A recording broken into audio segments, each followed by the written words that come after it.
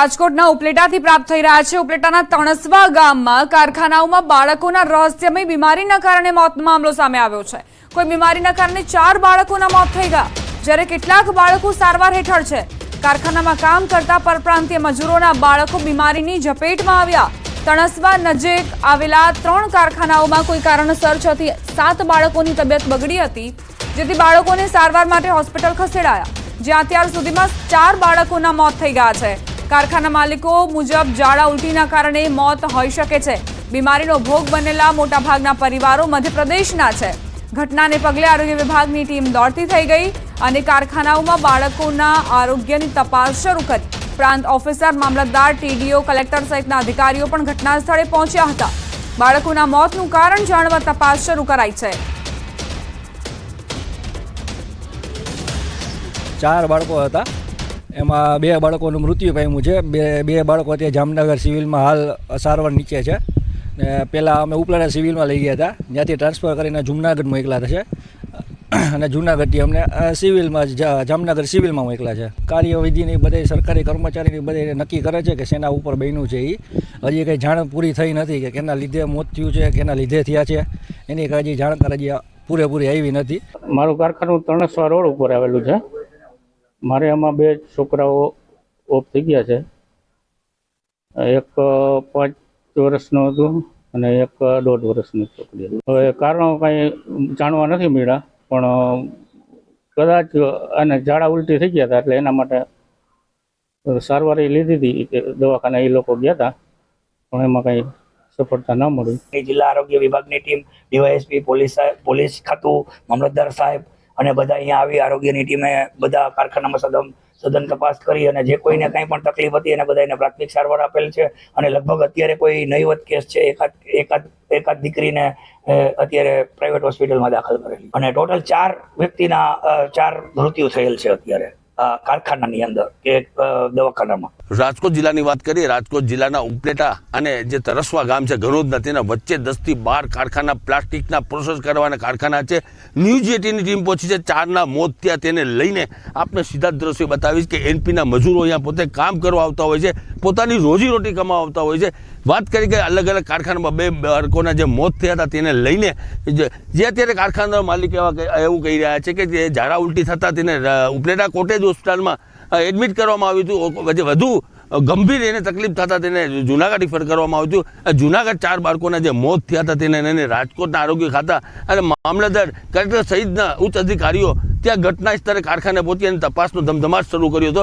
હાલ સીધા આપણે દ્રશ્યો બતાવીશ કે હાલ જે આરોગ્યની ટીમ છે તે કારખાનામાં પહોંચી છે અને કારખાનામાં જે મજૂરો કામ કરતા તેના બાળકોને અત્યારે તે ચેકિંગ કરી રહી છે। અત્યારે જે 4 બાળકોના મોત થયા તેનું કારણ સાચું શું છે તેને લઈને આરોગ્ય ટીમ છે અત્યારે ત્યાં પહોંચી છે, જ્યાં ગણોદ ગામે જે કારખાના આવેલ છે ત્યાં પહોંચી છે અને તપાસ કરી રહી છે। હવે સાચી હકીકત એ છે કે જે નન્હીસી જાન છે, જે નાના બાળકો છે, જે નાના બાળકોને 4ના મોત થયા, એનું સાચું કારણ શું છે, જે રિપોર્ટ આવ્યા બાદ જ ખબર પડશે કે તેનું મોતનું શું કારણ હતું। મુનાફ બગાડી, ગુજરાતી, ઉપલેટા।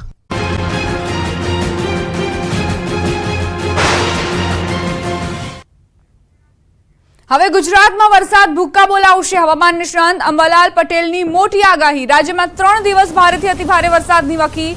દક્ષિણ ગુજરાતમાં 6 થી 8 ઇંચ વરસાદ થઈ શકે છે। સુરત સહિતના ભાગોમાં 4 થી 5 ઇંચ વરસાદની સંભાવના। દક્ષિણ સૌરાષ્ટ્રના ભાગોમાં ભારે વરસાદની શક્યતા। મધ્ય ઉત્તર ગુજરાતમાં 1 ઇંચ વરસાદ વરસી શકે છે તેવી આગાહી।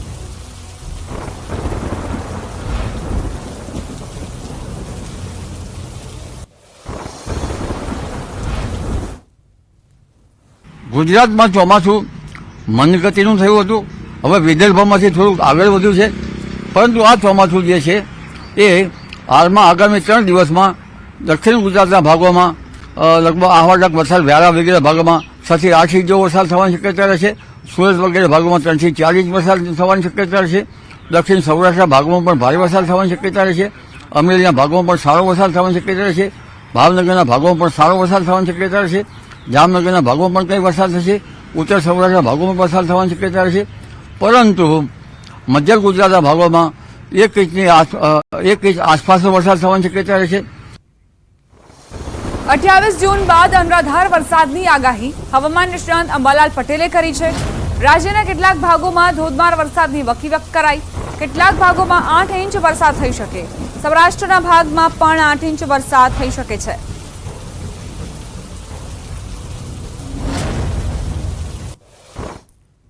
અઠ્યાવીસમી જૂન પછી વરસાદી વહન જબરું આવશે. પશ્ચિમ ઘાટમાં શરૂ થયેલું વરસાદી વહન અરબ સાગરમાં, જે કર્ણાટક, ગોવા ઉપરાંત કોંકણ આ ભાગમાં શરૂ થયેલું પણ ભીષણ વરસાદી વહન મુંબઈ થઈને દક્ષિણ ગુજરાતમાં થઈને દક્ષિણ સૌરાષ્ટ્ર ભાગમાં આવવાની શક્યતા રહે છે. અને આ જે વહન છે એ પશ્ચિમ ઘાટમાં મુસળધાર વરસાદ કરશે. કેટલાક ભાગમાં પૂર આવવાની શક્યતા રહે છે. પરંતુ મુંબઈથી આગળ વધેલું આ ચોમાસું આહવાના વરસાદ દક્ષિણ ગુજરાત ભાગોમાં પણ ભારે વરસાદ કરશે. કોઈ ભાગમાં 6 થી 8 ઇંચ કે તેથી વધુ વરસાદ કરશે. જુલાઈ માસમાં વરસાદનું ભારેખમ વહન હવામાન નિષ્ણાંત અંબાલાલ પટેલે આગાહી કરી. અરબ સાગરમાં લો પ્રેશર બની રહ્યું છે. બંગાળ ઉપસાગરમાં ડીપ ડિપ્રેશન બની રહ્યું છે. ભારેથી અતિભારે વરસાદ વરસશે. કે જુલાઈ માસમાં એક ભારેખમ વહન આવી રહ્યું છે. અરબ સાગરમાં બનતા લો પ્રેશરો, ડિપ્રેશનો અને બંગાળ ઉપસાગરમાં બનતા ડિપ્રેશનો અને લો પ્રેશરો અને મધ્યમાં બનતા લો પ્રેશરો, આ બંનેના કારણે વિશાખાપટ્ટનમમાંથી જતું એક વહન અને અરબ સાગરમાંથી વહન, આ બંને વહનો એકબીજામાં ભળી જતા જબરજસ્ત વરસાદ થશે. ચોમાસાને લઈ ખેડૂતો માટે ખૂબ મોટા સમાચાર પ્રાપ્ત થઈ રહ્યા છે. 13 દિવસ બાદ ચોમાસાએ છલાંગ લગાવી. સૌરાષ્ટ્રમાં ચોમાસાની એન્ટ્રી થઈ. દક્ષિણ ગુજરાતના તમામ જિલ્લામાં ચોમાસું બેઠું. મધ્ય ગુજરાત સુધી પહોંચી ગયું છે ચોમાસું. 11 જૂનથી નવસારીમાં અટકી ગયું હતું ચોમાસું. અનુકૂળ સ્થિતિ સર્જાતા આગળ વધ્યું. હવે સમગ્ર ગુજરાતમાં ઝડપથી ચોમાસું આગળ વધે તેવી સંભાવના. 10 દિવસ સુધી નવસારીથી આગળ નહોતું વધતું, પરંતુ હવે અનુકૂળ સ્થિતિ સર્જાઈ છે. જે સાયક્લોનિક સર્ક્યુલેશન સિસ્ટમ સર્જાઈ હતી દેશભરમાં તેણે ખૂબ જ મદદ કરી ચોમાસાને આગળ વધવામાં. દક્ષિણ ગુજરાતમાં અને સૌરાષ્ટ્રમાં ચોમાસાની એન્ટ્રી થઈ ગઈ છે અને હવે ઝડપથી જ મધ્ય અને ઉત્તર ગુજરાત સુધી પણ ચોમાસું પહોંચી જશે તેવી આગાહી હવામાન વિભાગની. દક્ષિણ ગુજરાતના તમામ જિલ્લામાં ચોમાસું બેસી ગયું છે. સૌરાષ્ટ્રમાં પણ આ જ રીતે આગળ વધી રહ્યું છે. મધ્ય ગુજરાત સુધી ચોમાસું પહોંચી ગયું હોવાની જાણકારી છે.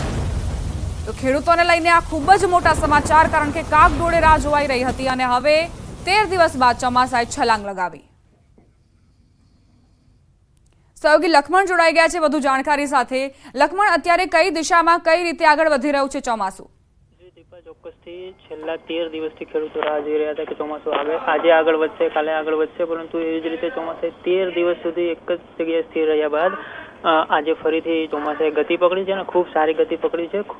દક્ષિણ ગુજરાતના તમામ જિલ્લાઓમાં, એટલે કે વલસાડ છે, નવસારી છે, ડાંગ છે, તાપી, સુરત, ભરૂચ, નર્મદા, આ તમામ જિલ્લાઓમાં ચોમાસું બેસી ગયું છે. ઉપરાંત ભરૂચ અને છોટાઉદેપુર અને વડોદરાનો થોડોક ભાગ કે જે મધ્ય ગુજરાતમાં આવે છે ત્યાં પણ ચોમાસાએ એન્ટ્રી કરી લીધી છે. સૌરાષ્ટ્રની જો વાત કરીએ તો ગીર સોમનાથ, અમરેલી અને ભાવનગર આ 3 જિલ્લાઓમાં થોડા ઘણા વિસ્તારો ચોમાસાએ કવર કરી લીધા છે. એટલે ખેડૂતો માટે ખૂબ સારા સમાચાર છે, કારણ કે ચોમાસું છેલ્લા 13 દિવસથી નવસારીમાં સ્થિર થઈને બેઠું હતું. વલસાડ, ડાંગ અને નવસારી આ 3 જિલ્લામાં એન્ટ્રી કર્યા બાદ ચોમાસાએ લાંબો આરામ કર્યો અને હવે ચોમાસું વિધિવત રીતે ખૂબ જ આગળ વધી રહ્યું છે. સૌરાષ્ટ્રના 3 જિલ્લાઓમાં એન્ટ્રી કરી લીધી છે. ઉપરાંત મધ્ય ગુજરાતમાં છોટાઉદેપુર સુધી ચોમાસું પહોંચી ગયું છે અને હાલ જે હવામાનની સ્થિતિ છે, જે સંજોગો સર્જાયા છે એને જોતા એવું લાગી રહ્યું છે કે ચોમાસું હવે ટૂંક જ સમયમાં ગુજરાતના તમામ જિલ્લાઓમાં કવર કરશે અને તમામ જિલ્લાઓમાં ખેડૂતો વાવણી કરી શકે એટલો વરસાદ થઈ શકશે.